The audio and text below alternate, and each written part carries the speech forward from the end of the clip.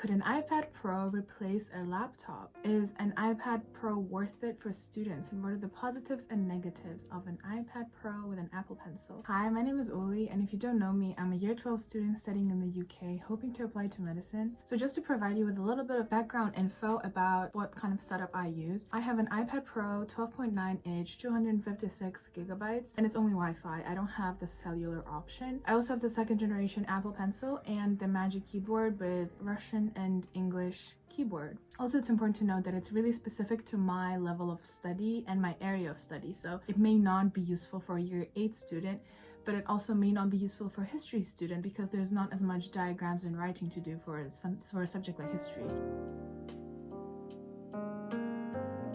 So the first positive of using an iPad Pro is actually COVID specific, so it may not be really helpful in a couple of years, hopefully. But basically in school, we are not allowed to hand in papers to teachers, and teachers are not allowed to hand in papers to us.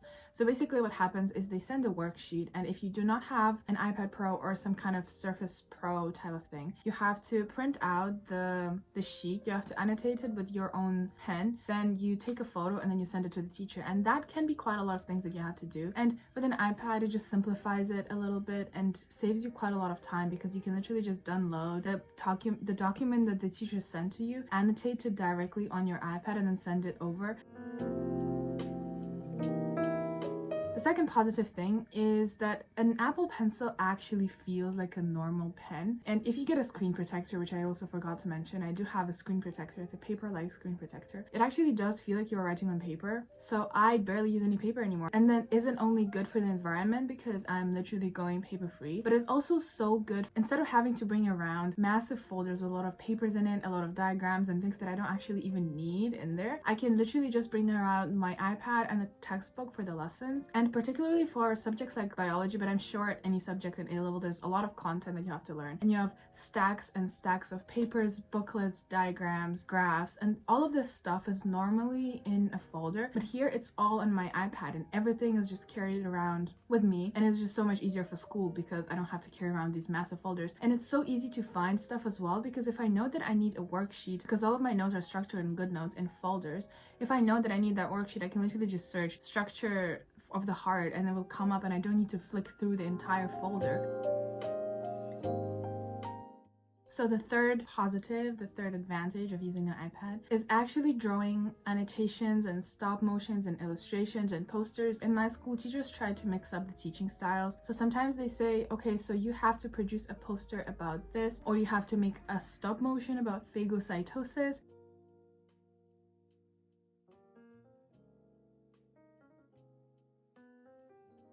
And we have to do it, and it can be quite difficult doing it without an iPad, and it just takes a little bit longer. The fourth advantage of using an iPad is that the notes in the iPad are much neater, and the reason for that is that you can easily manipulate text that you wrote before. So for example, if you're in a math lesson and you've written the notes that you did for that math lesson, you're going through the exercises to practice the thing that you just learned, and you come across a difficult example and you want to include it in your notes, but you ran out of paper because you already had another lesson after that, for example. It can be all over the place if you're writing your notes by hand, not on an iPad, on like real paper. With an iPad, you can change the size of the text that you wrote, you can change the color, you can change the positioning, the rotation, literally anything. You can add pages in between, and that makes everything just so much neater, and it literally looks like a textbook. And you can change the colors of papers, you can change the different types of pens, and it just makes the whole thing so much nicer. The fifth advantage is that the new iPad OS, they have a split screen function, which is a great function that I really like. And essentially you just have two screens side by side, and that just allows you to multitask. Like, it makes the whole thing so much easier, and honestly it saves a lot of time without having to like look up and down and like flicking through the textbooks, and it's all really great. The sixth advantage is kind of funny because is that on a laptop you can't download Netflix and Disney Plus because it's a browser. They don't actually have an app for laptops yet, but they do have an app for iPads, which you can guess means that you can download Netflix and Disney Plus, which means that like if you're going on an airplane you can download something, and like it's a small thing, but it does count towards it. Well, because it is quite convenient, I'm not gonna lie. But don't get an iPad just so that you can download Netflix shows. Like, it is just not worth the money at all. The seventh advantage is that it actually supports most of the like shortcuts and finger motions that you have on your laptop. For example, if you swipe with your 3 fingers up the trackpad, then you can see all of the windows. You can like swipe left and right to change between windows. It saves quite a lot of time without having to like search stuff up. So the last and 8th advantage is that essentially for me an iPad Pro is a replacement of a laptop. I don't actually have, like, I have a laptop, but it is really old and it is really slow and doesn't really work well at all, so I just use my iPad Pro for most of the things that I do. An iPad Pro can do all of the things that a laptop can, things like typing up notes and googling stuff and watching stuff, with some extra features added like annotating, writing notes, downloading stuff. But in order to do that, you do have to get the Magic Keyboard, which is quite expensive. But now there are a couple of disadvantages that I've noticed, and actually some people don't really talk about it. Like, there aren't deal breakers for me, but it is something to consider.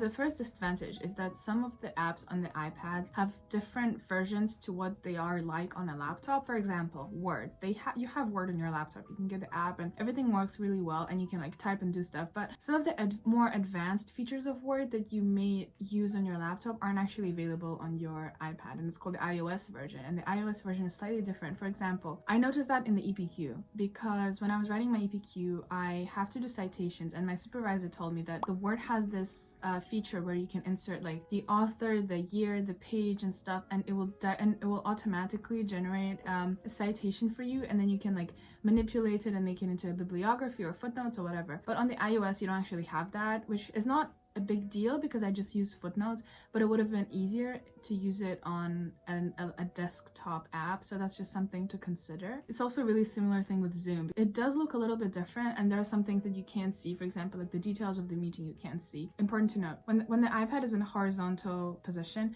the camera is not on the top, it's on the left. So you may look slightly weird to people when you're like looking at the screen. It may look like you're looking away, but you are actually just looking at the screen, so that's also something to think about. And it's just like with an iPad, like you do get used to it, but everything just looks a little bit different. Like the desktop, you can't add documents, which is really annoying.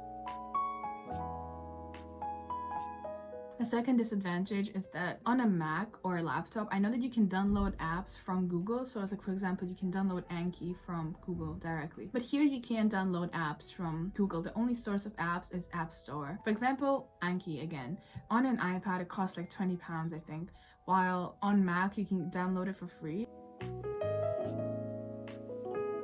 The third disadvantage, which is my biggest problem with this, is that when you're using Zoom in a split screen mode, the video doesn't work. So if you are on a call and you want to take some notes in Notion, you have a split screen of Zoom on the left side and Notion on the right side. If it's a webinar, then that's fine. But if you're in a call and you have to turn on your video, then it's not going to work. The video just doesn't work when it's in split screen mode. Or for example, if you're in a Zoom and you want to leave the window and go to another window, another app, your video will also turn off. For example, I have UCAT and BMAT lessons, and sometimes I want to take notes, but I can't because I have to turn on my video. So I have to take it by hand on a piece of paper and then transfer it to Notion. And it doesn't take too long, so it's not a deal breaker for me, and there are more positives than there are negatives to this. It is annoying, you know?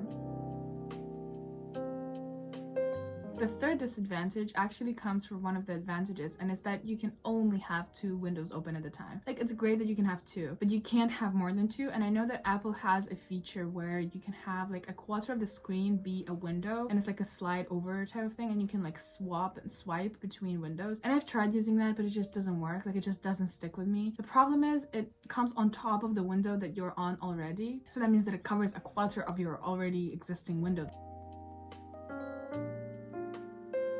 Fourth disadvantage is that it's actually really hard using the USB, because you can use the adapter to adapt the USB-C into like the normal other like USB and stuff, but it's not as easy to use as it is with a laptop. The only thing that I really use it for is for charging and my SD card with photos, so that I can like transfer it to Lightroom and the photo gallery. But for example, with a laptop before, I used to plug in my phone into the laptop, and then I could connect it to iTunes, and then I could transfer like music and audiobooks from the laptop to my phone. But that doesn't work anymore because I can't do that on an iPad.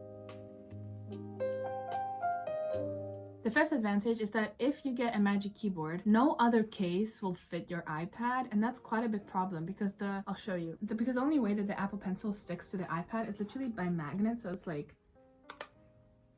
it's very, very easy for it to fall off. So if it isn't held by anything, then it does fall off like into the bag sometimes. Just something to be mindful of. And because the pencil is really expensive, you wouldn't want to lose it and have to buy it again. So just be careful with that. As a conclusion, I just want to say that I use it as a replacement for my laptop, and I'm happy with it. And I've been using it for a year, and I haven't encountered massive problems with it except for the zoom probably. Out of all the negatives that I mentioned, the biggest downside is that it is ridiculously expensive, total of £1,571 for the whole setup. A MacBook Pro with the same storage and size would come to £1,299, which is cheaper. You really need to think whether you're gonna use all of the extra features that an iPad offers comparing to a laptop. I hope that this video helped you out. You can follow my Instagram, even though I don't really post anything on there, and I will see you in the next video. Bye bye. Can you please just shut up? I'm trying to film a video.